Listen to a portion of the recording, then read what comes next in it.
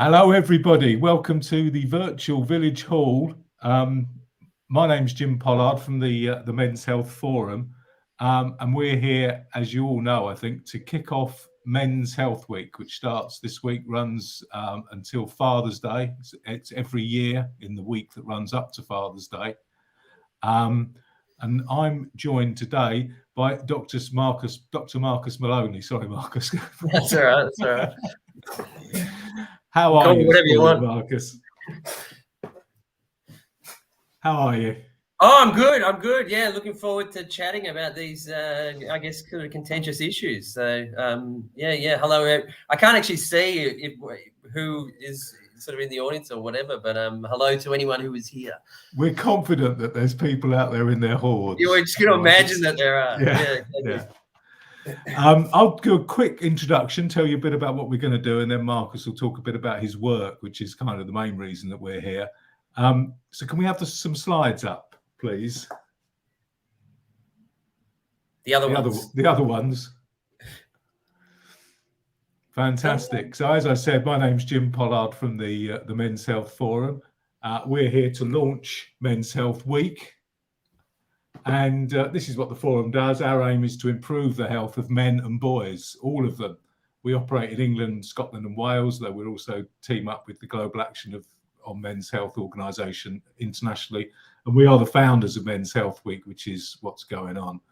This is what we do. We do research. We did the research that showed that 1 in 10 men, for example, now have diabetes.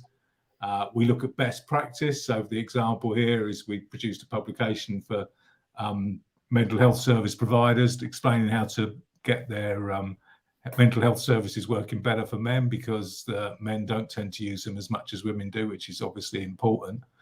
We work with others on Men's Health Week. We produce information manuals for men, like the Man Manual there, and we provide training. So quite a lot of stuff that the Men's Health Forum do. This is what we're talking about this week, though. Are we spending too much time on our tech? Phones and laptops can pull us in and stress us out. So the reason why we chose this theme for this year is that the first iPhone came out in 2007. So if you're a boy or a girl turning 16 this year, you've grown up with this high-tech, high-performance computer in your pockets. And obviously all of us are walking around with these devices these days. And it's great to be able to access health information and all sorts of other things on them. But there are downsides to that, and that's kind of what we're focusing on during the week. Are you up all night on your phone? All of this stuff that I'm going to show you now, you can find on the Men's Health Forum website, menshealthforum.org.uk/MHW. This is where all this stuff is. There's posters, social media shares, all that sort of thing. Perhaps you're spending too much time on a particular platform. Here we've got Twitter, but we've got something similar for every one of the main platforms, so you can have a look at those, find out about your favorite platform. If you're joining us from an organization, we've got a thing called a Toolbox Talk, which is a sort of 10-minute training session that you can do with the people in your group. There's got a quiz, it's got some things to talk about, some funny cartoons, and the basic information about excess phone use. On which topic I've got a question, and I want everybody to answer it in the chat if they can. And it's, how many times a day does the average UK user unlock their phone? How many times a day does the average UK user unlock their phone? Be great to see some answers in the chat. Have a guess.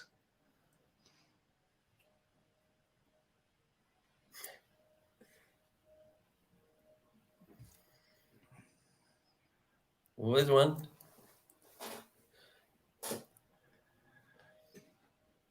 Oh, got one so far. Yeah. Any more? Any advance on 10?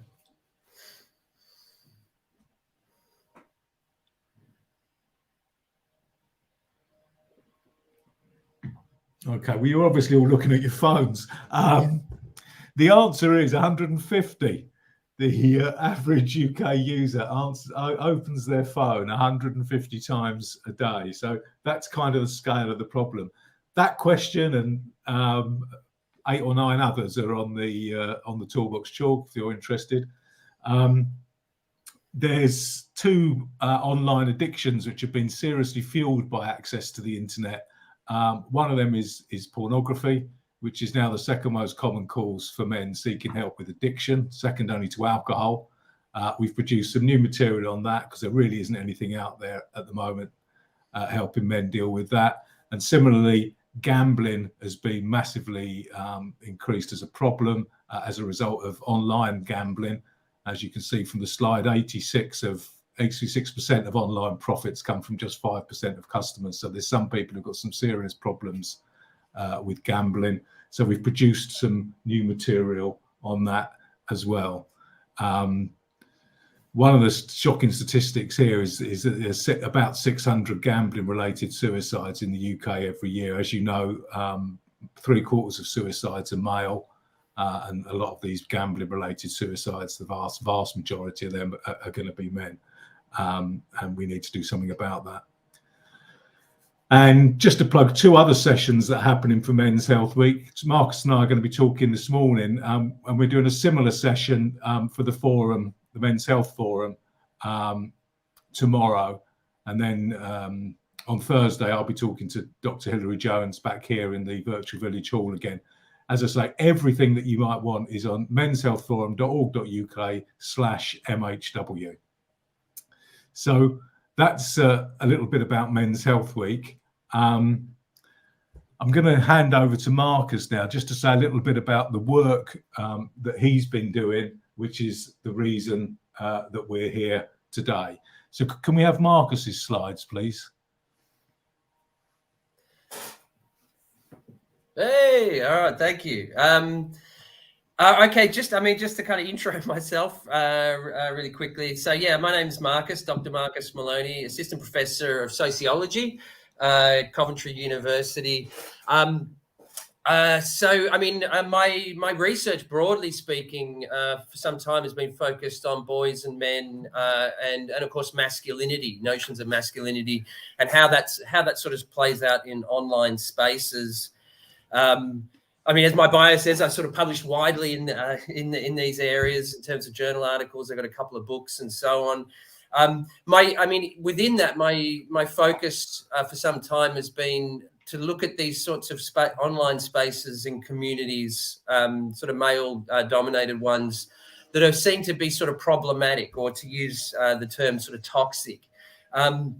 A lot of the earlier stuff I looked at was sort of in video gaming communities, where there seemed to be a lot of sort of sexist and misogynistic and kind of exclusionary sort of language and cultures. And then, of course, recently, over the last couple of years, I sort of broadened out into other spaces, for example, like those associated with, obviously the big scandal earlier this week to do with this year, to do with Andrew Tate and his followers. This is quite a sort of full space in terms of other researchers. I mean, I guess my contribution, what I've tried to do with my stuff, is to kind of uncover the real sort of complexity that you see in these kinds of spaces. How it's not all just sort of toxic. In some ways, they're very contested spaces ideologically between, I guess broadly you could say sort of left and right or whatever. But then increasingly, what's really interesting to me, and what I think is more work needs to be done, is why young guys are getting drawn into these spaces. To give you a quick example of, one paper I did last year was on this very, very notorious social media platform or message board called 4chan, which is sort of one of these kind of breeding grounds for this kind of far right sort of misogynistic sort of culture stuff. And what we found when we looked at this space is that there are a lot of these young guys going in there who don't start off, if you will, toxic. They're not actually sort of exhibiting these kinds of misogynistic or reactionary sort of outlooks. And it's through a process of being there over time that they sort of get indoctrinated that way. And essentially what you're seeing is a lot of kind of vulnerable, dare I say it, sort of lost young men, who are kind of drawn into these kind of radicalizing spaces. But they're going there in search, first and foremost, for a sense of belonging, a sense of community.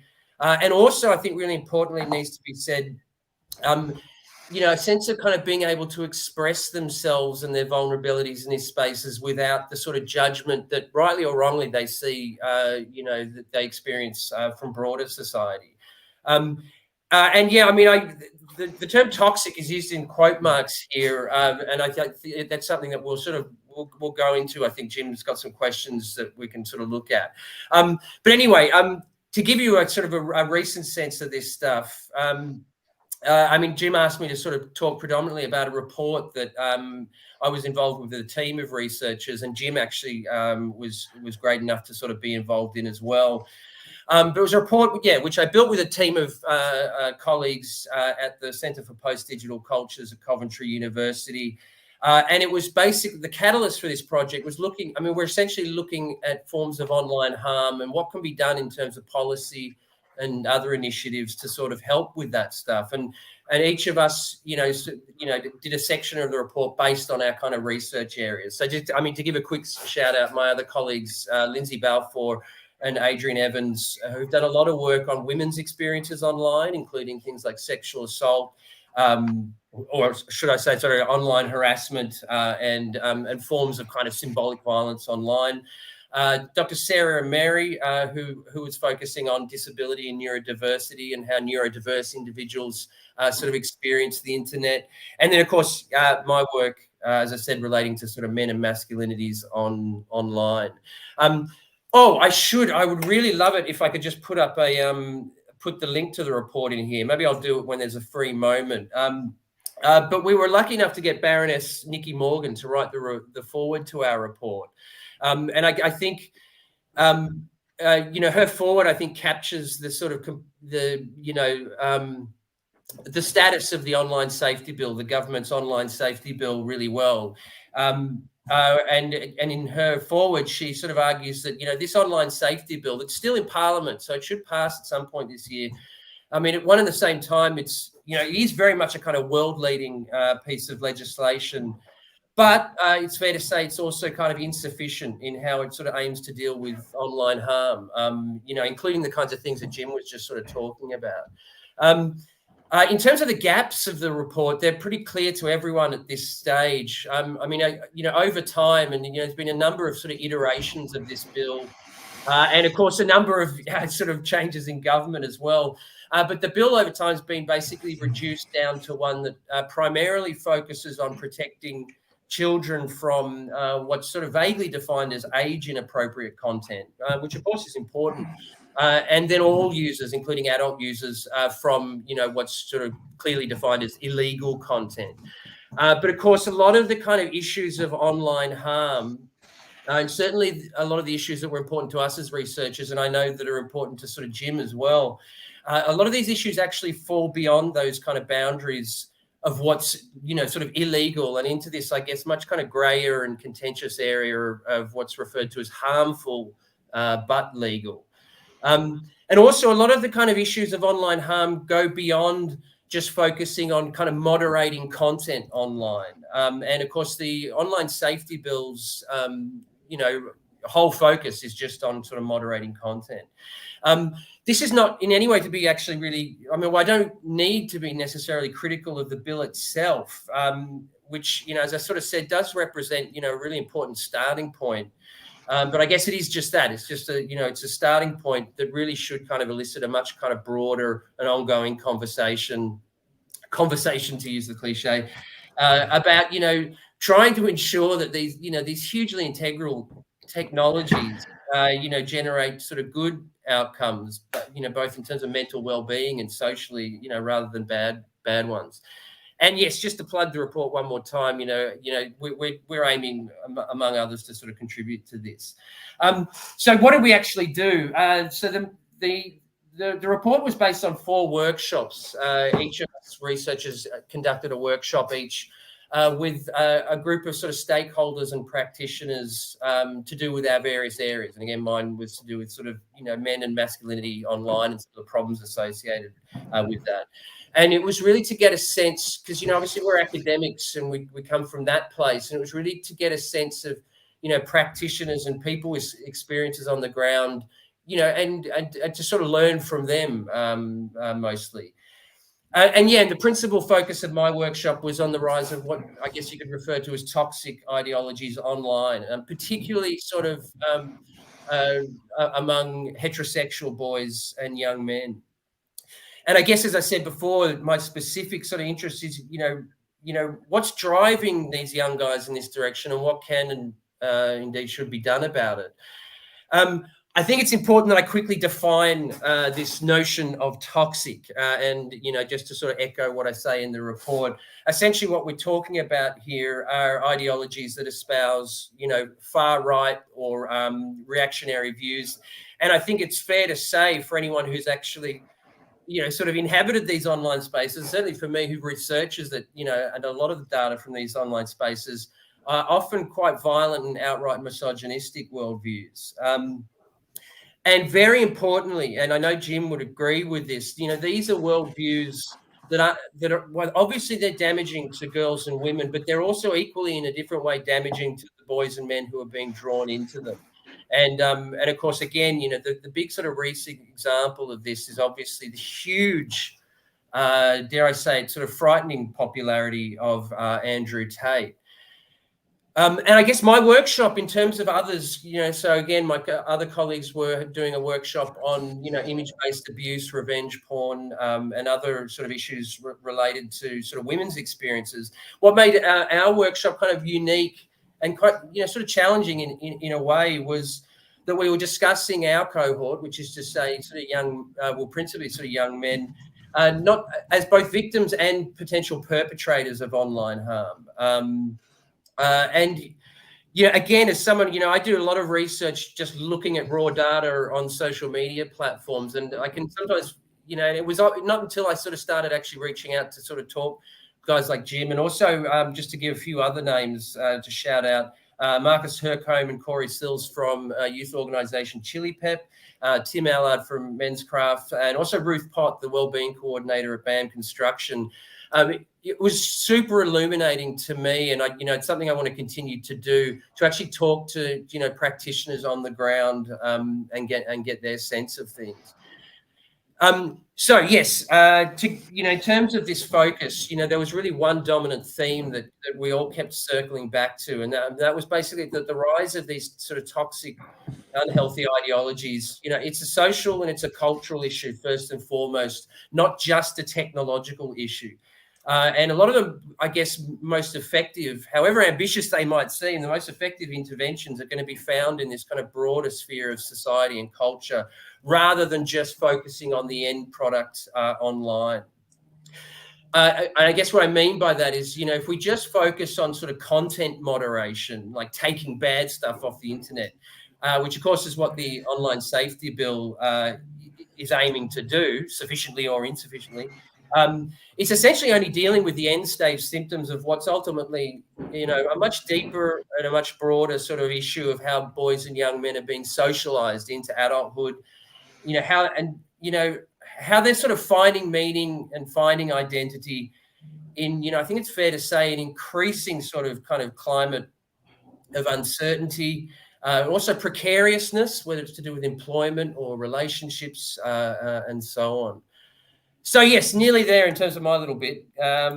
So yes, we were able to sort of, I guess, kind of think through what next steps might look like in terms of grappling with an issue like this. And these were, as it says here on the slide, as follows. So number one, and this is one that's really important to me, government needs to invest much more in digital media literacy. And by that, I mean, teaching people how to, make informed choices about what they consume online. And this, at this point in 2023, this should be seen as a fundamental component of British education, I think, in the 21st century.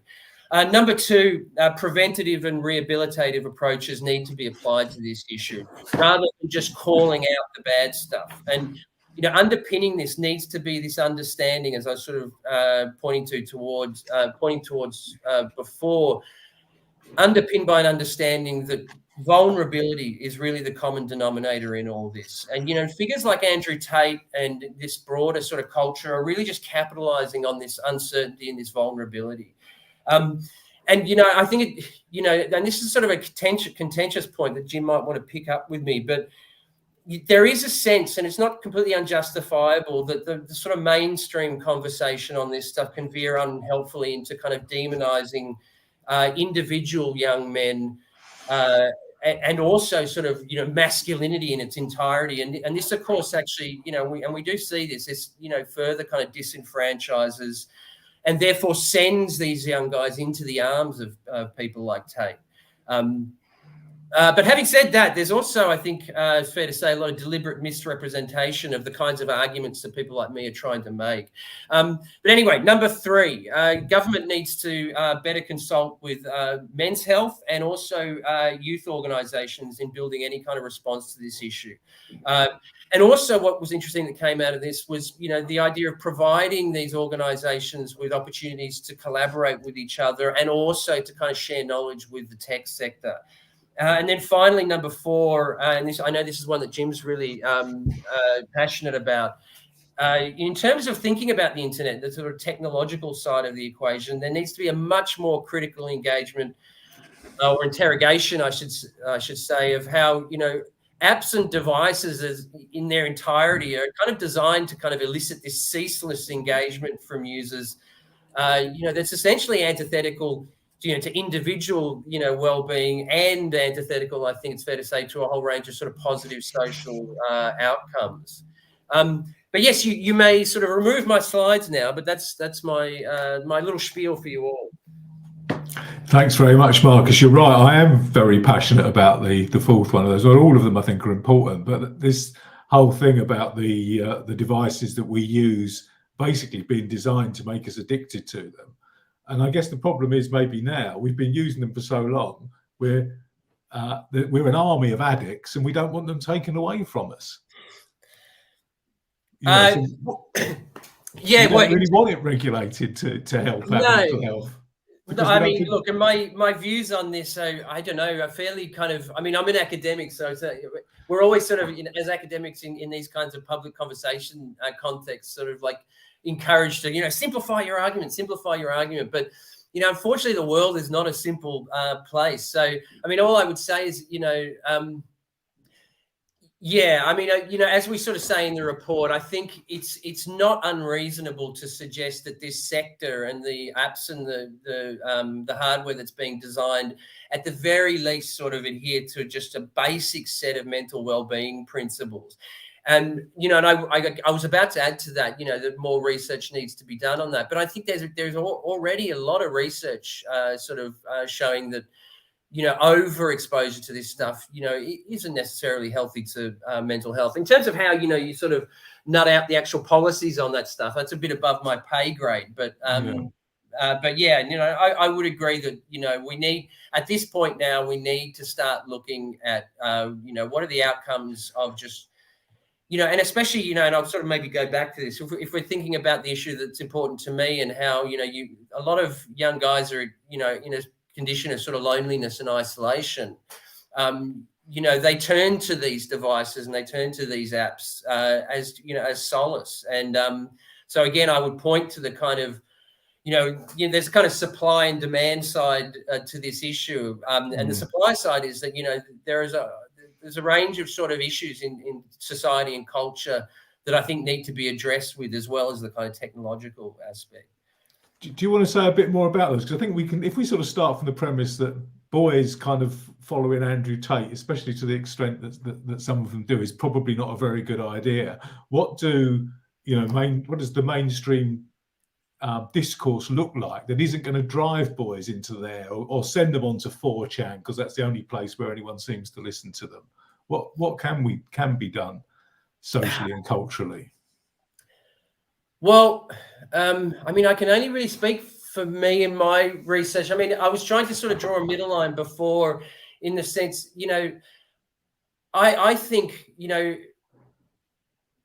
feminist perspectives on men and masculinity have been hugely important in highlighting a lot of problematic practices and attitudes. And I mean, I guess, one answer to that would be, yeah, as I said before, sometimes the mainstream conversation there can be some slippage between, people, researchers or policymakers or whatever, wanting to point out the issues that someone like me sees online in terms of men's attitudes and practices. And then every now and then there can be a slippage, maybe more in the activist space, where that does sometimes veer into a sort of an unhelpful, sort of masculinity and men are all toxic. The problem is that I just sort of saw this quite recently, actually. There's not a lot of people who are actually saying that. And I think those kinds of more radical voices get sort of cherry picked in order to make a straw man argument about what people like us are actually trying to say. I don't, all I can do is continue to sort of, and all you can do and all we can do is continue to try and make these arguments and be very sort of clearly circumscribed in what we're trying to say. And, in terms of, there is, there's a reactionary cohort that have a vested interest in trying to misrepresent what we're trying to say. And, all we can really continue to do is to, try and find, forums like this to say the truth, which is that, all we're trying to say is that there continue to be issues related to how, there are problematic patterns, related to how sort of men and boys are sort of acting and being in the world. But also, as I said at the start, in terms of my research, you see so much positive in terms of other men pushing back on this and young men. And yeah, I mean, I just think that we just need to continue to have this debate. And also when someone tries to misrepresent the argument, I guess do what I'm trying to do now. Yeah. I mean, you put the word toxic in inverted commas in your report. I mean, do you think that word itself has become toxic, and perhaps even the word masculinity has become toxic? Well, I mean, yeah. I mean, again, I have two answers to that. I do have some ambivalence about using that term, but I mean, it's sort of, I mean, it has become a cliche to an extent. But I mean, in some ways, that's the kind of natural. I mean, I'm not a linguist, but it's kind of the natural process of sort of terms and concepts that resonate with people, and then they sort of take on a life of their own. And yeah, there are people on the fringes who do say, sort of unhelpful things about sort of blanket demonizing, an entire gender cohort or whatever. But yeah, again, I cannot stress this enough. There's deliberate misrepresentation of what that term means. And that misrepresentation is aimed to essentially shut down, and it's a straw man argument. It's essentially trying to shut down the kinds of discussions that we're sort of having right now. I mean, to give you a bit of an etymology of the term or whatever, I mean, because some people sort of think that it was it's a conceptual term generated from feminist thinking, but it actually originally came out of men's rights activism, I think in the 1970s, which was a very ideologically contested space. I mean, you probably know more about it than I do. But I'm older than you, Marcus. Yeah. Well, we're all older and younger than someone, but I mean, it starts out and it remains a very useful sort of shorthand term just for pointing towards, some of, these kind of if you want to call it sort of traditional or sort of orthodox ideals of manhood and how they can become quite unhealthy, especially when taken to the extreme. So, I mean, some basic examples of that are, the sort of suppression of one's emotions that is very much a pressure that young men face in terms of meeting up to this sort of idea, this traditional ideal of manhood. It's not a healthy one. And then, of course, forms of aggression. And then, yeah, obviously the kinds of sexist and misogynistic attitudes that sort of I've been sort of researching. Mm-hmm. And, sometimes, you get this counter argument of sort of like, well, we've come a long way and, this is not a problem or whatever, and I think you need to be really careful about that. So, I was actually looking at the sort of legal history of it, and here in the UK, but I'm from Australia, so some could probably tell or whatever, but it wasn't until the 1990s until marriage within rape was seen as a crime. And of course, underpinning, I mean, that's obviously rightly horrifying to us now, but underpinning that is a very traditionalist view that women are men's property, especially within a sort of marriage context.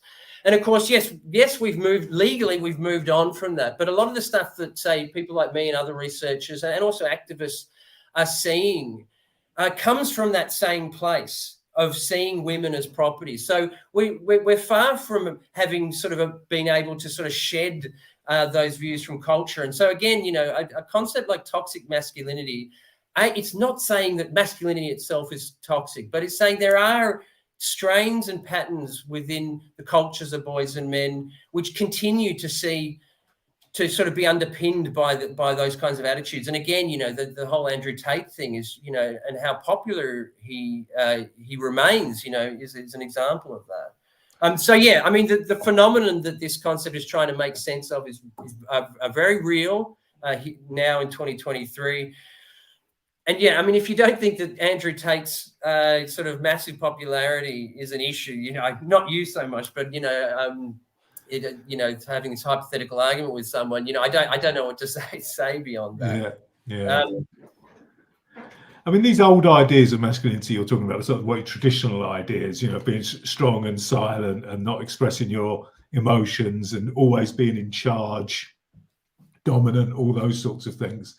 You can see that in the past, maybe if you were fighting a saber-toothed tiger, or even in the First World War, if you were about to go over the top to your almost certain death, some of these qualities would actually be quite handy. Is the problem that those traditional ideas are totally useless and irrelevant in modern society, and that we haven't come up with anything more useful to replace them? So there's this constant kind of harking back to something which seems to have been taken away, and it feels like it's been taken away because it hasn't been replaced with anything. Yeah, I mean, there's a great book actually called, I think it's called sort of Toxic Masculinity, or I can't remember. It was a sociologist, and he sort of made 2 points about sort of traditional masculinity, which I guess I'd try and reiterate. But the first one is that a lot of the arguments that are coming out of the right are essentially that we need to reclaim this traditional ideal of masculinity. And as he and others, and I would agree with this, would say, well, actually, to kind of paraphrase famous American author Gore Vidal, history doesn't go backwards. There's no sort of going back to some time, but also, these conceptions of that time, are just a kind of nostalgic fantasy anyway. I mean, to use, as you said, you pointed out that, sort of, men going to war in World War II, a lot of these guys were emotionally broken. And, look, we can now quite safely say that at least part of that dynamic was their inability to open up. And of course, that then had implications for how they raised their children, and so on. I mean, one point I would make, it was interesting, you said the sort of saber-toothed tiger thing. That's interesting. I mean, I should state I am not, by the way, an expert on, like Neolithic gender relations or whatever. But what's interesting to me, and I see this often, I want to get into some quite heated arguments with other guys in pubs or whatever. You find those kinds of like hunter-gatherer, arguments, or like in caveman times, it was like this. Yeah. They've been used for a long time to kind of reinforce, a set of, kind of outmoded ideas about the kind of natural position of men and women in society. But I think, this idea of, what it means to be a good man in 2023. I think the basic sort of, again, I guess sort of an academic sort of answer is that, well, it's inescapable. We live in a time of huge social change, whether it's to do with gender, politics more broadly, or whatever. and huge contestation about, well, in this case, what it means to be a good man. And, these debates are really important. And I think, again, to think about, the legal status in the 1990s or whatever, these debates are hugely important. They're definitely leading us somewhere better. And I should say they have for some time been driven by feminist thinkers. But yeah, I mean, one of the products of this sort of confusion and debate is what we're talking about. Sort of a lot of young guys sort of experiencing the here and now, are confused, and they do become attracted to figures like Tate, who, they're false, but they offer them a series of kind of simple, sort of Manichaean or kind of good versus evil sort of answers to certain questions. And I guess that, they offer them answers when society at large is, to some extent, failing to answer them or giving them sort of confused cues on. Sorry. Is it a result of a crisis in capitalism then, Marcus, to some extent, the fact that there aren't jobs around for men, interesting jobs around for men? Yes. Well, this is God, this is opening up to a big discussion, isn't it? I mean, this to me is what interests me. And I think, I came from Australia. I moved here in 2018. Australia was one of these countries that, to some extent, avoided the global financial crisis. But these things are, are stressed by certain economic realities. But yeah, I think, if you're a young working class guy, 18 years old, and this is where it gets interesting, because so you've got figures like Andrew Tate and this sort of reactionary crowd who are essentially saying, who have sort of cottoned on to a very real sense of precarity and confusion of these young guys, and they're saying, you know what, it's progressive lefties and it's feminists who are to blame.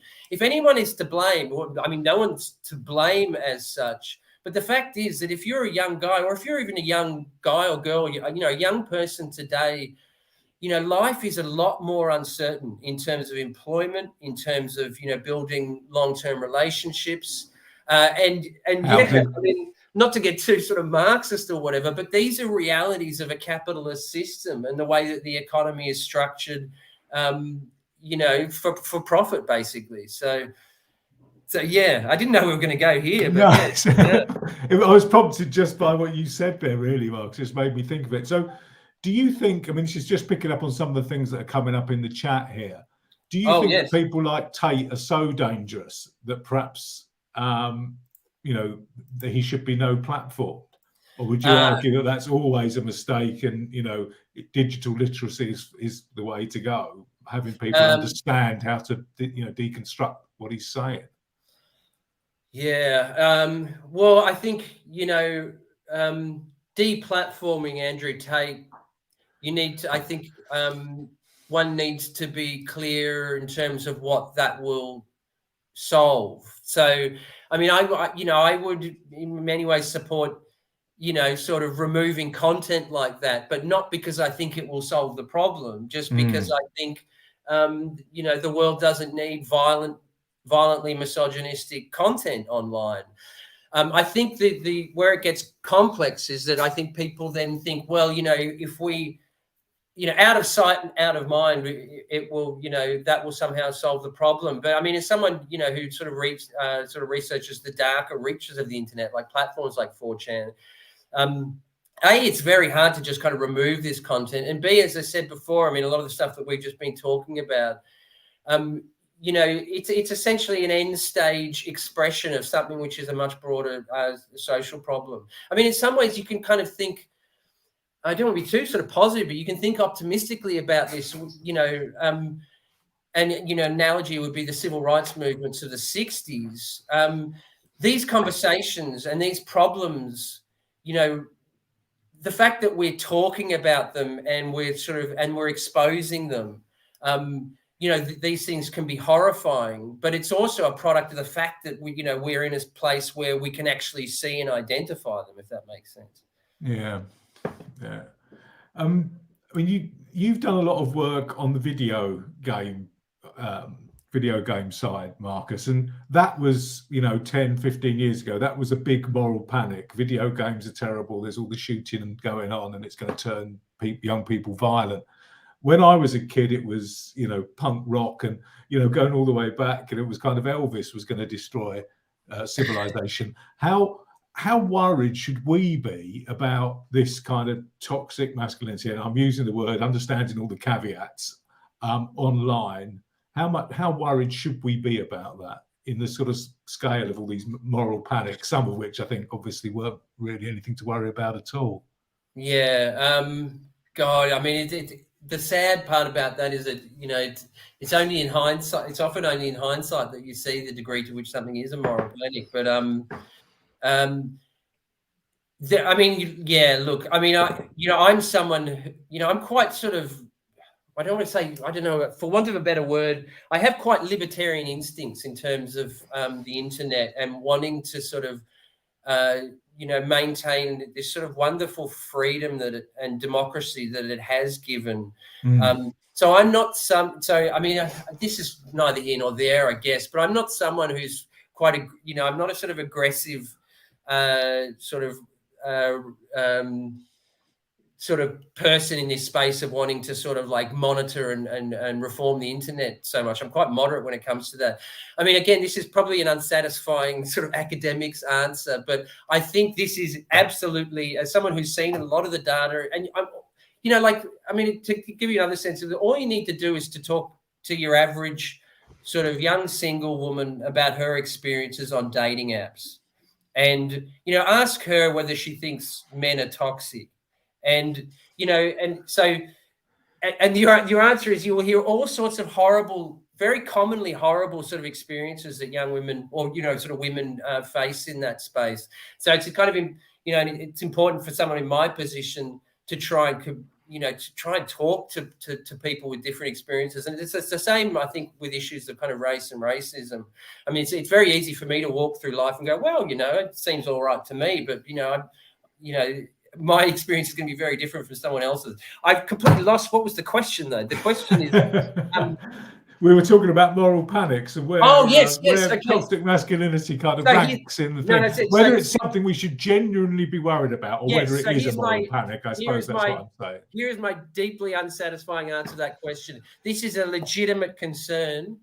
And I think in public conversation, it does transform, I think, the discourse does bear strike in terms of the sort of drama and when journalists or the public conversation does bear striking resemblances to the kinds of moral panics that you were talking about.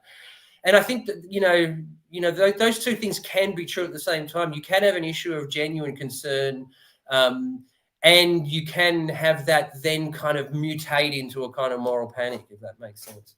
Yeah, absolutely. I mean, are you saying? I mean, it sounds. I mean, you're saying you're quite libertarian about the internet, and I suppose. For want of a better word, that was. Yeah, I don't particularly like the idea of regulating it. So, does that mean that, in a sense, the online harms bill? Okay, it's going to help with some of the really illegal stuff, but it's to some extent it's never going to work, and that digital literacy is the thing. I mean, it was your first point on your list. Is that the answer to this problem, really? I think maybe both. I think you've got to have some regulation in this space to some extent. I mean, it's interesting, and I think you mentioned it earlier, or it was a dot point on your slide. There's got to be some. I mean, this needs to be an ongoing. The technology is changing so rapidly and so often. The idea that government shouldn't play a role in regulating this space is kind of just absurd. Yeah. So I think it's fair to say that that there can and should be stronger forms of regulation, and I think in that sense, again, the online safety bill is a really kind of landmark piece of legislation. I mean, and it, to be fair, it can't do everything all at once right now. No, that's right. So to use the point you made earlier, so some people are quite pessimistic about this,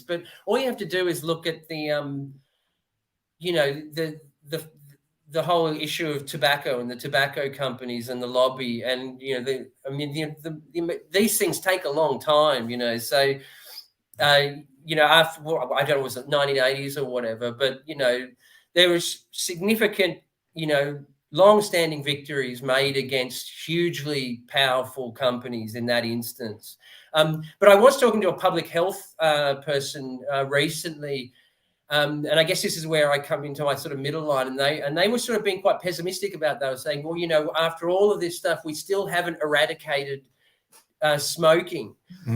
For me, I don't think in a free society eradication is something that should or even sort of can be achieved. And I think it's even more true with sort of ideas and ideologies. I think the most that you should try and do is to make them unacceptable within the mainstream. And I have some concern about this idea of trying to eradicate bad stuff in society. Trying to sort of move it on to sort of some of the practical stuff and sort of how it happens in a way. I mean, I'm just going back to what you said right at the start about often these guys who go to 4chan and other channels like that, other spaces like that, they go there because they're lost and they want to be able to say some things that they don't feel they can say anywhere else, and they get kind of sucked in. So you don't start off as a radical anti-feminist with hard right views about masculinity or whatever. What is there a kind of pattern by which people are indoctrinated or kind of groomed, for want of a better expression, into those sorts of? Is there a way that they suck you in? Yes, there is. I mean, just to talk about that 4chan paper a bit longer, that was a very sort of large, what's called a big data study of this platform where we, and it was an advice board that a lot of guys go in looking for sort of advice on life. And I mean, it's horrifying to those of us who know 4chan. It's like, why the hell would a young guy go to 4chan of all places to get sort of advice on? And a lot of it was to do with, sort of their perceived kind of failure in terms of kind of sex and romance, perceived failure in terms of careers and so on. And as I said, a lot of these guys were just sort of going there looking for help. And one of the patterns in terms of the responses that we saw was very overtly users in this space trying to redirect. Well, not redirect, that's not the word I'm looking for, trying to kind of reconceptualize these young guys' problems as a product of progressivism and a sort of essentially a kind of a society-wide feminist conspiracy to destroy men's lives. So I mean, we saw it very overtly happening within a space where you had vulnerable young guys asking for, how can I, sort of do better in life in whatever the issue is. And then one pattern of responses, which were, very overtly indoctrinating these young guys into the kinds of stuff that we're talking about. So this kind of brings into some of the questions that people are asking in the comments. I mean, someone says, do you have any tips for opening a conversation with someone about these topics? So, if you have got a young man in your, son or someone who is looking at this stuff, reading this stuff, how do you bring this up? Yeah, God, that's such a good question. I mean, I'm not a father, so oh no, that wasn't particularly to do with specifically someone's children, but no, that was me. I just said that gave an example. But conversation in general. No, but I think I guess the reason I said that is, this sounds sort of I don't mean this in an egotistical way, but I guess I find that really easy to do. So I mean, I teach a lot of undergrads, and there's always at least one or two sort of these young guys who come in, particularly with sort of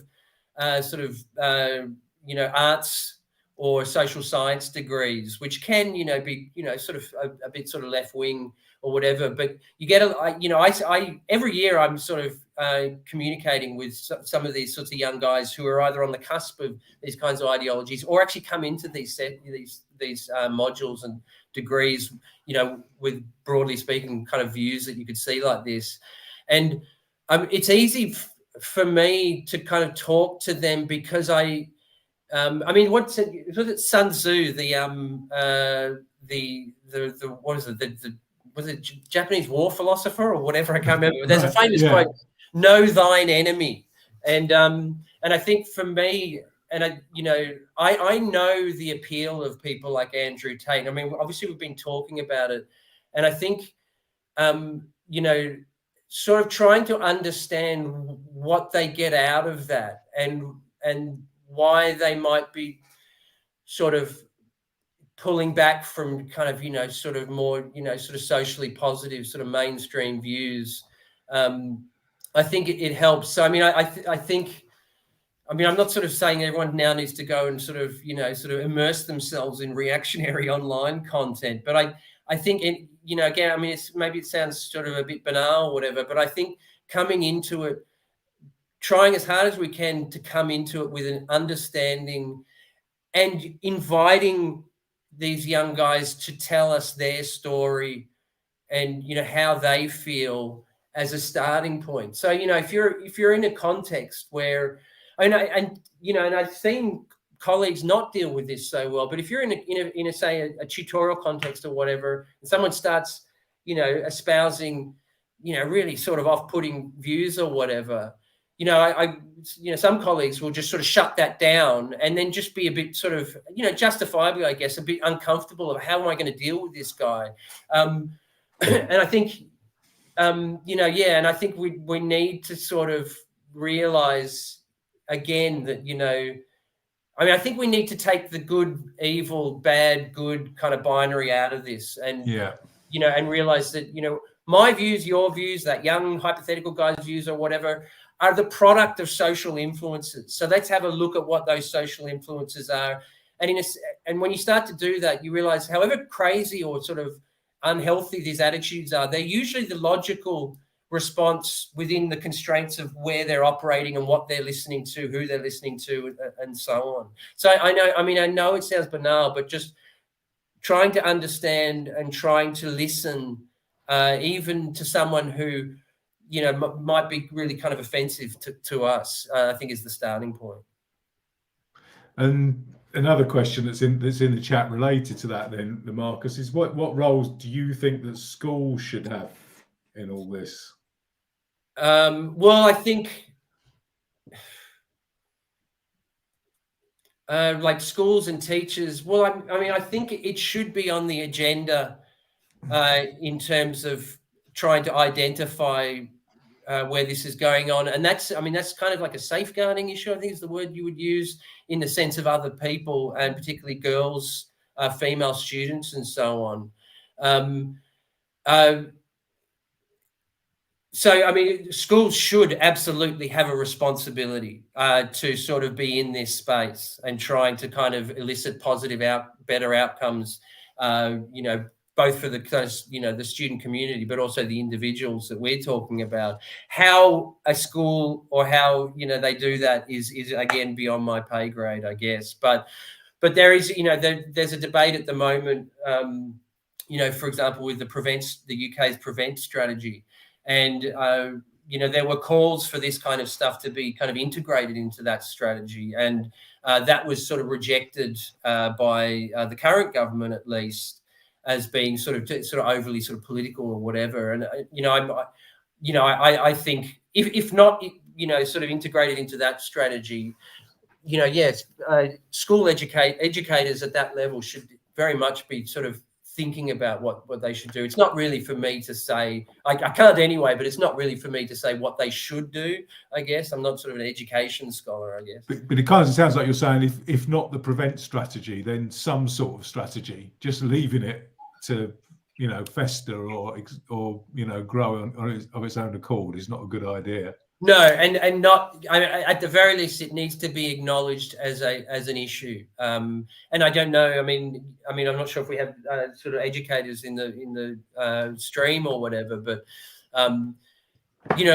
in our workshop, Marcus, who deals with sort of has a lot of sort of young male clients who are sort of exhibiting this stuff in classes and so on. This is obviously, I think, it is an issue, and we can't sort of remain blind to it. I think you and certainly I wasn't, and possibly you as well, in that when we had that conversation with Marcus, I was quite surprised, not just in terms of exposure to the toxic masculinity stuff, but how young the boys were when they were seeing pornography. And there's all this kind of stuff going on there. It just seems that we're not really talking about it. Marcus has posted the chat link again there. Oh no, yes, I just a flag with everyone. It went in our private chat, so I don't know if Vic can put it in the comments. Vic's already put it in the comments. Oh no, but that was I think that link was an older link to our launch event, and the link that I've just shared is the actual report. Oh, apologies, so, yeah, I shared that link. Sorry, no, that's all right. Just if it reminds me, just giving one more plug to that report. I think people will find it interesting. It is a very, very useful report, well worth a read, definitely. Can I ask, from the Men's Health Forum perspective, just as we come to the end, Marcus, we've often find, so the Men's Health Forum, we're interested in men. We want them to be well. We want them to live happy, long lives, which aren't filled with hatred towards other people. But we often find ourselves kind of stuck in the middle between the very kind of noisy people that we've just been talking about, I guess, men's rights people, people who are promoting what we might call, inverted commas again, toxic masculinity, and a kind of more mainstream liberal discourse, which is quite negative about men. How should we get ourselves heard